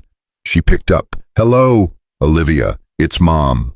Olivia's world stopped. She hadn't spoken to her mother in 3 years, not since her mom had sided with James during the divorce. Called Olivia dramatic, told her to work it out. Mom, I saw you on the news, the speech you gave about Emma, about everything. Her mother's voice cracked. Baby, I'm so sorry. I didn't know. I didn't understand. I should have believed you. I should have. Mom, stop. I need to say this. I failed you. When you needed me most, I failed you, and I'll never forgive myself for that. Olivia closed her eyes, felt tears slide down her cheeks. I needed you to believe me, and you didn't. That hurt worse than anything James did. I know, baby, and if I could go back and change it, I would, but I can't. All I can do is tell you I'm sorry, and ask if maybe someday you might let me meet my granddaughter. Olivia thought about it, really thought about forgiveness, about second chances, about the fact that she'd been given one and maybe it was time to give one too. Okay, not yet, but someday, when I'm ready. Her mother sobbed. Thank you, Olivia. I love you so much. I love you too, Mom. She hung up, sat in the silence. Emma was already asleep. The apartment was quiet. Her phone buzzed again. Text from Daniel. How was your week? She typed back. Exhausting, amazing, life-changing. Good, mine too. Dinner tomorrow night. My place. I'll cook. Olivia blinked. Daniel Westridge cooked. You cook badly, but enthusiastically. Say yes, she smiled. What time's 7? I'll send a car. I can drive myself. I know, but let me send a car anyway. It makes me feel useful. Fine, see you at 7. She set down her phone, stared at it. Dinner at Daniel's place felt different than dinner at a restaurant. More personal, more intimate. Was this still professional, or had they crossed a line somewhere without noticing? She didn't know. Wasn't sure she cared. Saturday night the car arrived at 6:45. Olivia wore jeans and a sweater. Nothing fancy. This wasn't the gala. This was just dinner, right? Daniel's house was in Beacon Hill. Massive, historic, beautiful. The door opened before she could knock. He stood there in jeans and a Henley, barefoot, hair slightly messy, holding a wooden spoon. He looked almost normal. You're early. You said 7. I said 7, hoping you'd arrive at 7:15. I'm behind schedule. He stepped aside. Come in, ignore the smoke. The sauce is fine. Probably. Olivia laughed, actually laughed. You're a disaster in the kitchen, aren't you? I contain multitudes, most of them incompetent when it comes to cooking. He led her to the kitchen. It was enormous, professional-grade appliances, and complete chaos. Pots everywhere, spilled flour, something burning in the oven. "Daniel, what are you making?" "Lasagna, garlic bread, salad, and some kind of dessert that the recipe promised was foolproof. Turns out I'm a special kind of fool." Olivia rolled up her sleeves. "Okay, let me help before you burn your house down." "You don't have to." "I want to. Now move. Let me see the damage." They worked together for the next hour. Olivia salvaged the lasagna, fixed the garlic bread, made a simple vinaigrette for the salad. Daniel followed her instructions, chopped vegetables, grated cheese, made jokes about his own inadequacy. It was easy, comfortable, like they'd done this 100 times before. When dinner was finally ready, they sat at his dining room table, ate, talked, laughed. "This is really good," Daniel said. "Way better than it would have been if you hadn't shown up. You would have figured it out. I would have ordered pizza and pretended I made it." Olivia grinned. "That's terrible. I'm a terrible cook, but I'm excellent at delegation." He poured more wine. "How's Emma?" "Perfect. Growing too fast. Mrs. Chen spoils her rotten." "Good. Kids should be spoiled, within reason." "Do you ever think about having kids?" The question slipped out before she could stop it. Daniel's expression changed, became distant. "I used to, before Sarah died. After that," he shrugged. It felt selfish, bringing a child into a world that had taken her. "I don't know, maybe someday." "You'd be a good father." "You think so?" "I know so. You care too much not to be." He smiled, sad. That might be the nicest thing anyone's ever said to me. They finished dinner, moved to the living room, sat on the couch. The conversation flowed. Work, life, dreams, fears. Somewhere around 10 p.m., Olivia realized she didn't want to leave. And somewhere around 10:30, she realized Daniel didn't want her to. "I should go," she said. "Didn't move." "You should," he agreed. Didn't move either. They sat there, close but not touching, the air between them thick with something unspoken. "Olivia, yeah, I need to tell you something, and I need you to know I'm telling you as a friend, not as your boss. Can you separate those things for a minute?" Her heart kicked. "Okay. I care about you, more than I probably should, more than is strictly professional, and I don't know what to do about that." She stared at him. "Daniel, I'm not asking for anything. I'm not expecting anything. I just needed you to know, because keeping it inside was starting to feel dishonest. And we don't do dishonest. Right? Right." Her voice came out barely a whisper. "So now you know, and we can go back to being professional, and I'll never bring it up again unless you want me to." Olivia's mind raced. This was her boss, her mentor, the man who'd saved her life. Getting involved with him could ruin everything, could destroy the program, could make her look like she'd slept her way into the job. But he'd also asked one question when no one else had. He'd seen her when she was invisible. He'd believed her when everyone else called her a liar. And right now, sitting on his couch in his chaotic kitchen disaster of a house, she realized she cared about him too, maybe more than she should. "I want you to bring it up again," she said quietly. His eyes widened. "You do? Yes, but not yet. Not while everything's so new. Not while I'm still figuring out who I am outside of survival mode. I need time to be whole, to be ready. Can you give me that?" "I can give you anything you need. Time, space, whatever it takes." "Thank you." He walked her to the door, called her car. They stood in the doorway, waiting. "Olivia, yeah, I meant what I said. I'll wait as long as it takes." She reached up, touched his face. Gentle. "I know, that's why I believe you." The car arrived. She left. Spent the drive home replaying every word, every look, every moment. When she got home, Emma was asleep. Mrs. Chen had already gone. The apartment was quiet. Olivia stood in the bathroom, stared at herself in the mirror. 3 weeks ago, she'd been counting coins. Now she had a career, a home, a future, and maybe, just maybe, the beginning of something that looked like happiness. She thought about Daniel, about his confession, about her own tangled feelings. It was too soon, too complicated, too risky. But for the first time in years, Olivia wasn't afraid of risk. She was ready to live. 3 months passed like breathing. Olivia fell into a rhythm. Wake up with Emma, drop her at daycare, work until her brain hurt, pick up Emma, dinner, bath time, bedtime, repeat. The Sarah Westridge program helped 63 families in the first 90 days. 63 women who walked through the doors, desperate, and walked out with hope. Jobs, housing, childcare, medical care, the things that made survival possible. Olivia tracked every case, every success, every setback. She knew their names, their stories, their kids' birthdays. She saw herself in every single one of them. Daniel kept his distance. Professional, supportive, never crossing the line they'd drawn that night in his house. But Olivia felt it every time they were in the same room, that pull, that unfinished conversation hanging between them. On a Tuesday in early February, Angela knocked on Olivia's office door. "You have a visitor, didn't have an appointment, but says it's urgent." "Who?" "James Barrett's fiancée, former fiancée, Catherine Langford." Olivia's stomach dropped. "What does she want?" "To talk to you. I can send her away if you want." Olivia thought about it. The easy choice was yes. Send her away, avoid the drama. But Olivia was done with these choices. Send her in.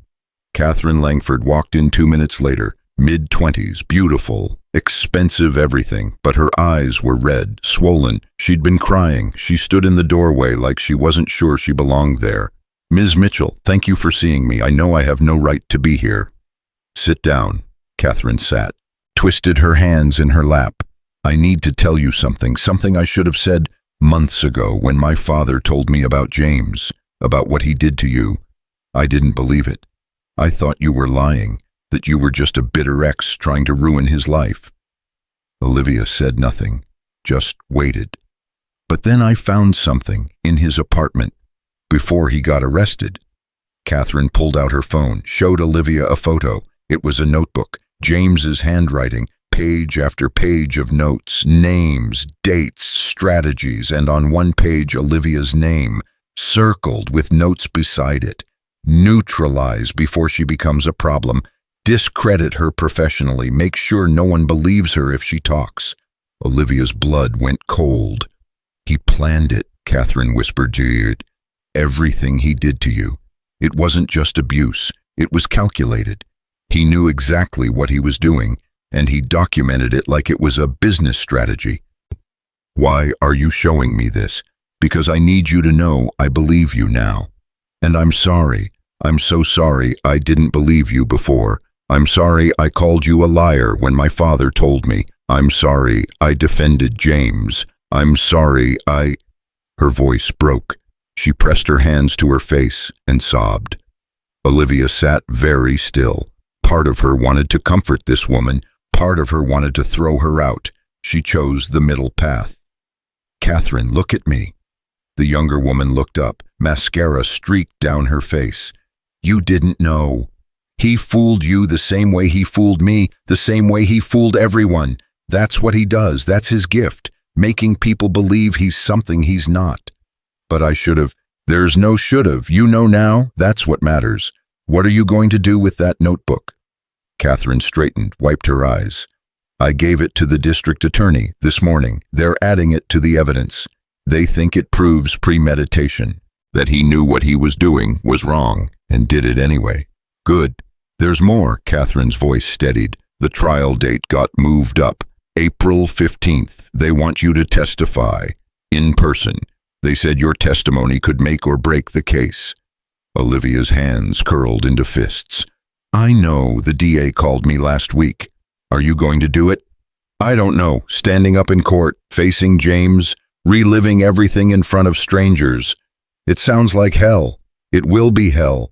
Catherine leaned forward. "But I'll be there too, testifying about what he did to me, because after I found that notebook I started remembering things, ways he'd manipulated me, isolated me from my friends, controlled my money, made me feel crazy when I questioned him, and I realized he was doing to me exactly what he did to you. I just got out before it got as bad." Olivia stared at her. He hit you. No, but he would have eventually. I could feel it building, the anger, the control. Another few months and... She stopped, shook her head. You saved my life, Ms. Mitchell, by speaking up, by being brave. You saved me. Tears burned Olivia's eyes. She blinked them back. I'm glad you got out. Will you testify, please? We can end this. Together, we can make sure he never does this to anyone else.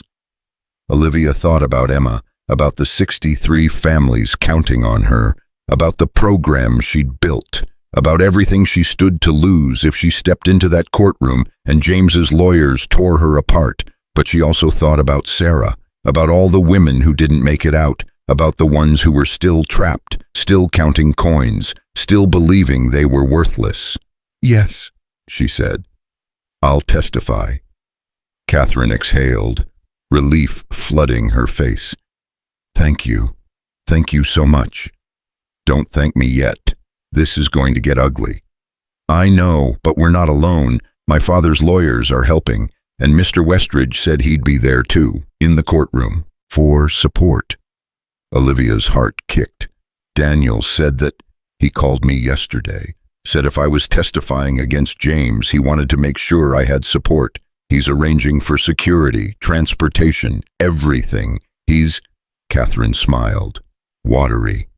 He's a good man. Yes, he is. After Catherine left, Olivia sat in her office staring at nothing. Her phone buzzed. Text from Daniel. Heard Catherine came to see you. You okay? I'm testifying. April 15th. 3 dots appeared, disappeared, appeared again. I'll be there. Front row. You won't face him alone. Thank you, always. She set down her phone, looked at Emma's photo on her desk, made a decision. She called her team together, told them about the trial, about what it meant, about the fact that she'd be in court reliving the worst period of her life in front of cameras and reporters and the entire city of Boston. I need you to be ready, she said. The press is going to go crazy. They're going to dig into my past, into the program. They're going to question whether I'm fit to run this, whether my story is real, whether any of this matters. And I need you to keep working, keep helping families, keep building what we've started, no matter what happens to me. Her deputy director, a woman named Maria, spoke up. Nothing's going to happen to you. You're going to walk into that courtroom and you're going to tell the truth. And we're going to be here holding down the fort until you come back. That's it. That's the plan. Olivia's throat tightened. You have that much faith in me. You hired me when no one else would. Single mother, criminal record from when I was 18. You didn't care. You just asked if I wanted to help people. So yeah, I have that much faith in you. We all do. The rest of the team nodded, murmured agreement. Olivia had to look away, had to breathe through the emotion threatening to choke her. Okay, then let's get back to work. The next 2 months were a countdown. Olivia prepared for trial with the DA, rehearsed her testimony, went over every detail of her marriage, every incident, every bruise, every cruel word. It was brutal, but necessary. At night, she'd come home to Emma and hold her daughter until the shaking stopped, until she could breathe again. Daniel checked in every few days, never pushy, just there, a text, a phone call, an offer to talk if she needed it. She needed it more than she wanted to admit. One night, 3 weeks before the trial, she called him at 11 p.m. He answered immediately. Olivia, what's wrong? I can't do this. I thought I could, but I can't.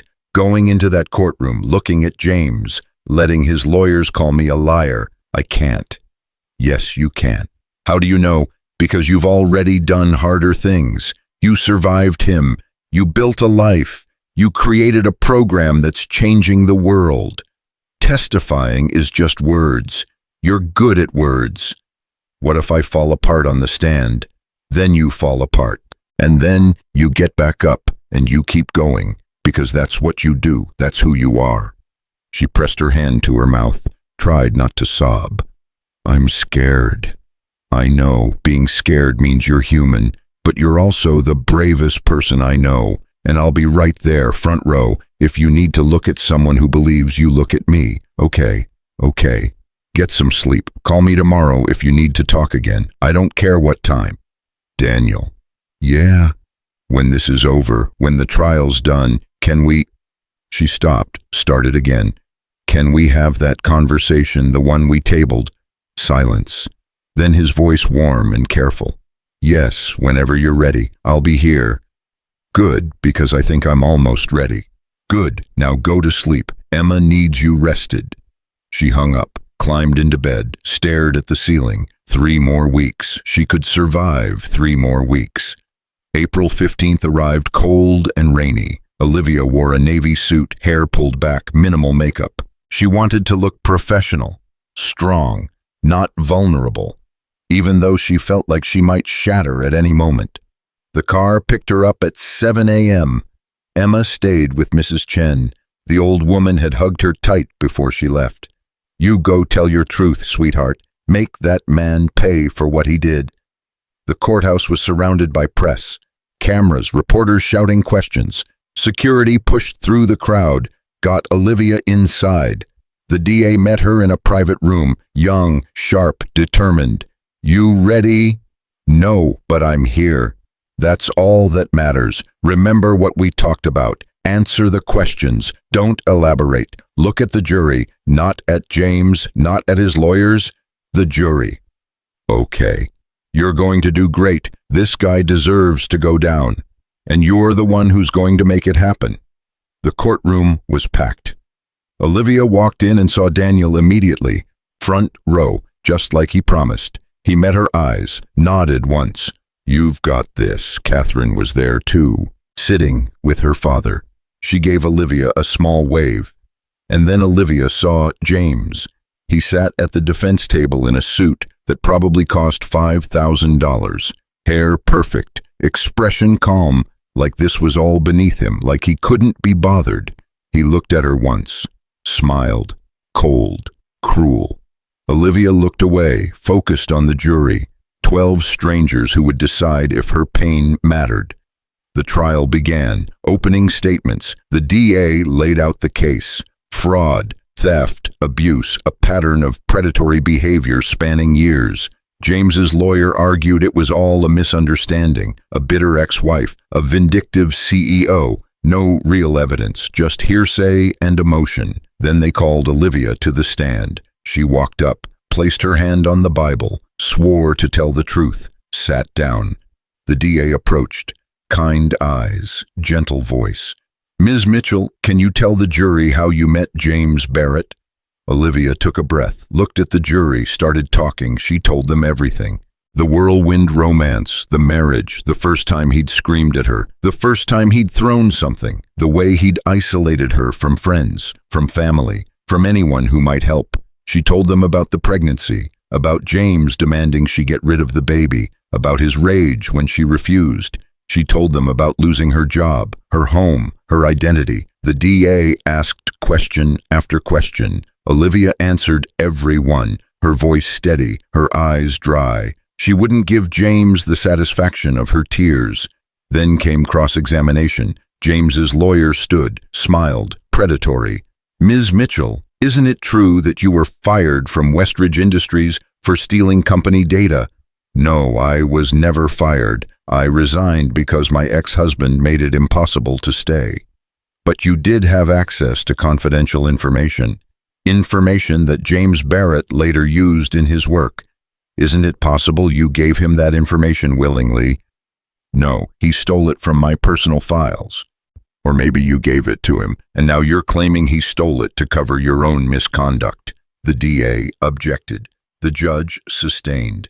But the damage was done, the seed of doubt planted. The lawyer kept going, twisting her words, implying she was lying, that she was unstable, that this was all revenge.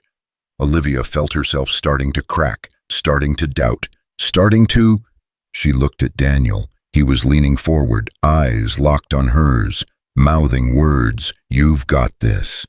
She took a breath, steadied herself, looked at the lawyer. I'm not lying. I'm not unstable. I'm not here for revenge. I'm here because James Barrett is a predator, and predators don't stop until someone stops them, so I'm stopping him.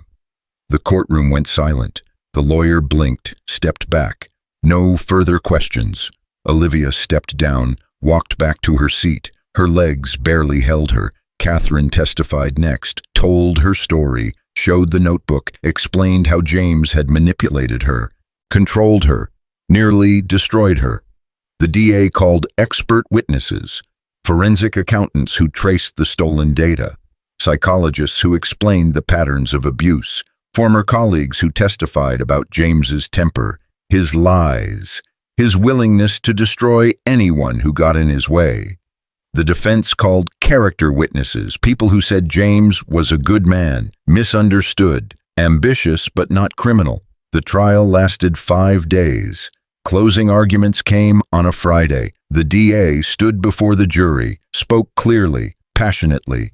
James Barrett is a man who believes he's entitled to take whatever he wants. Other people's work, other people's dignity, other people's lives. He's a fraud, an abuser, a thief, and it's time he faced consequences. Find him guilty. Send a message that abuse has no place in our society, that predators will be held accountable, that survivors like Olivia Mitchell and Catherine Langford deserve justice.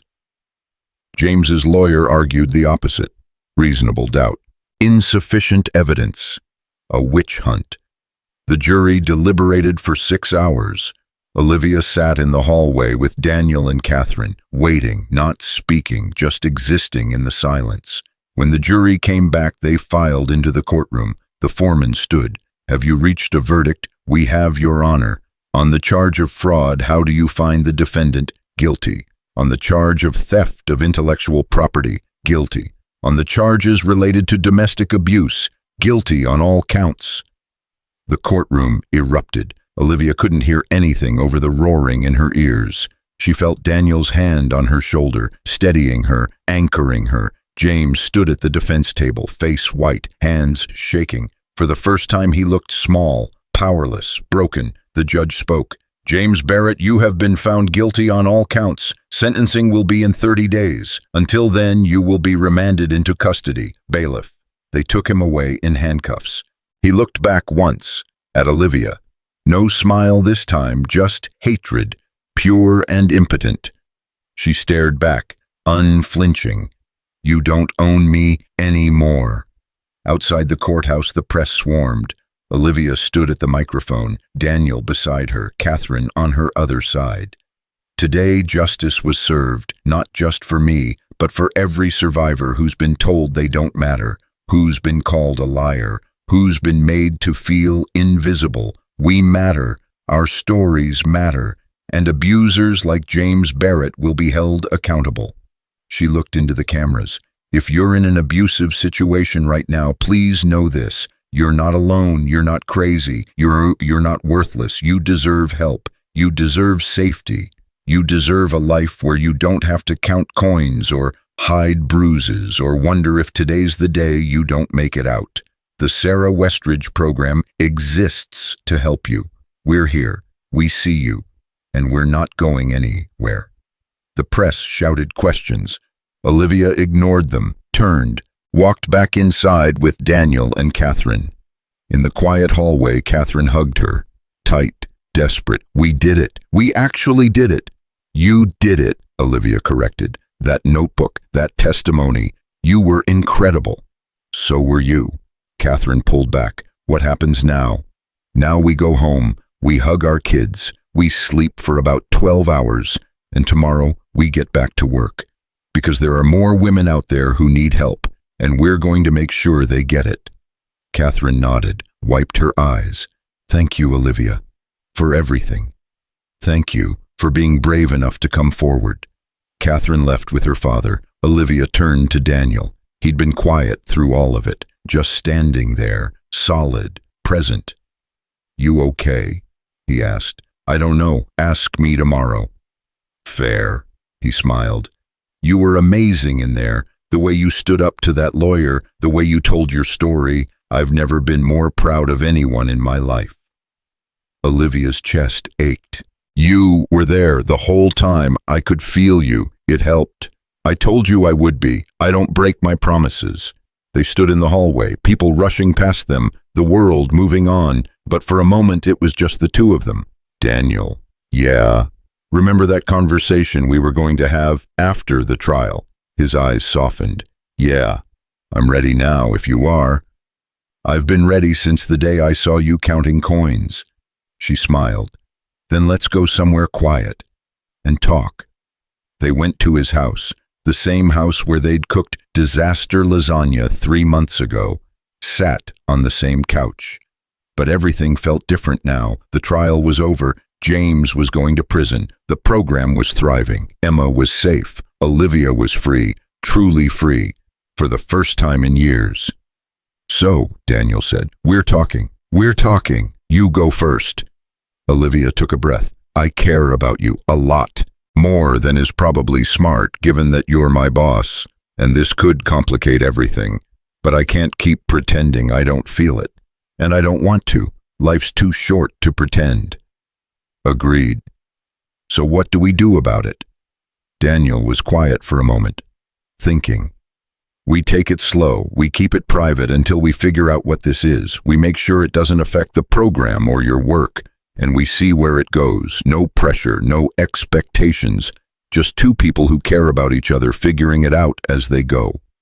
That sounds terrifying. Good terrifying or bad terrifying?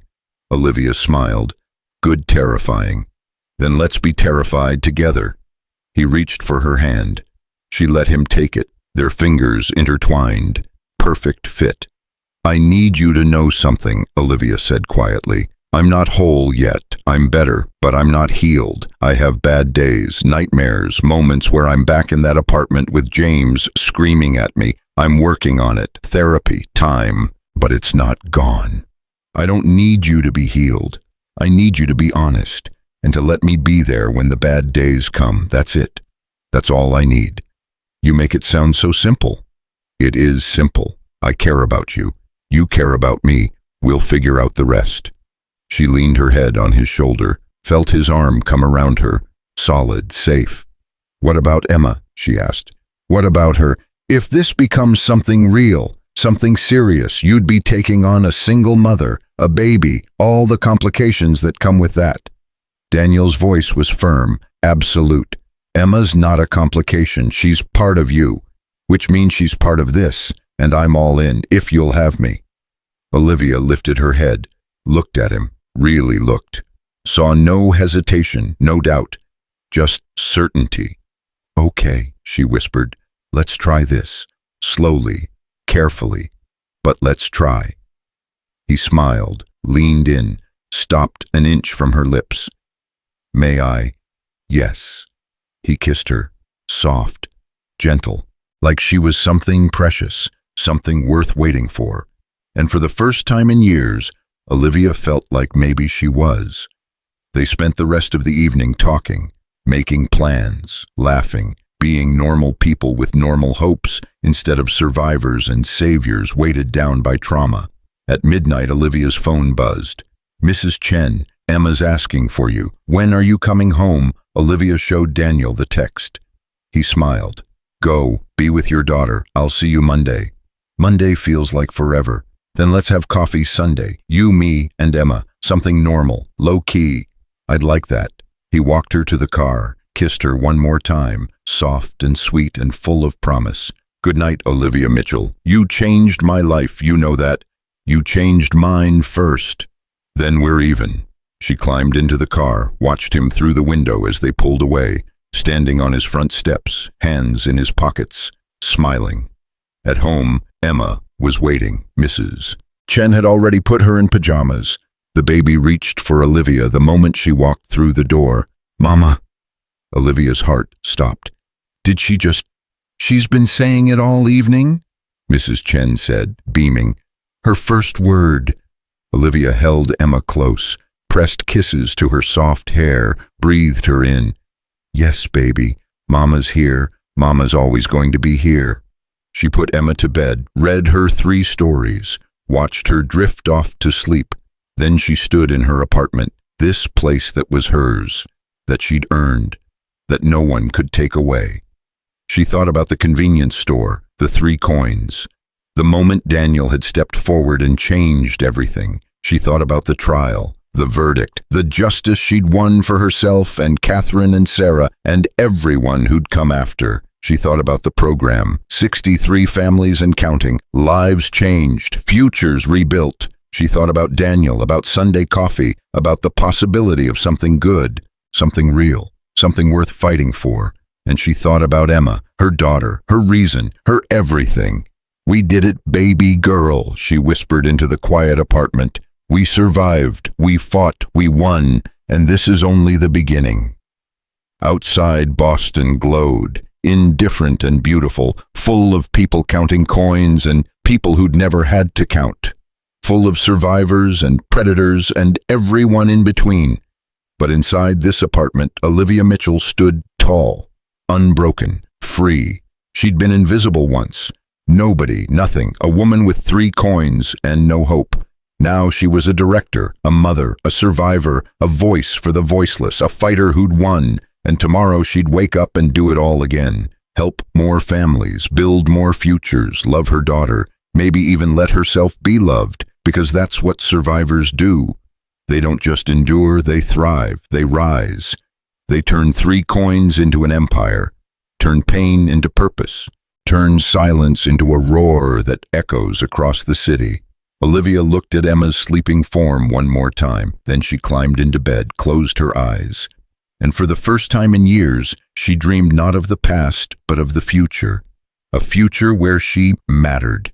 Where Emma would grow up knowing her mother was strong. Where other women would walk through her doors and find hope. Where justice existed, where kindness counted. Where one simple question could save a life. "Why didn't you tell me?" Because now, finally, Olivia had an answer. She didn't tell because she thought no one would listen, thought no one would care, thought she was alone. But she wasn't alone, never had been. There were Daniel and Catherine and Angela and Maria and 63 families and thousands more waiting for someone to see them. And Olivia saw them all because someone had seen her first. That's how it worked. One act of kindness, one question asked at the right moment. One person brave enough to step forward, and everything changed. Lives rebuilt, futures rewritten, hope restored. Sometimes justice came slow, sometimes it came with tears and trials and terror, but it came, and when it did, it was worth every painful step. Olivia closed her eyes, smiled in the darkness, and slept.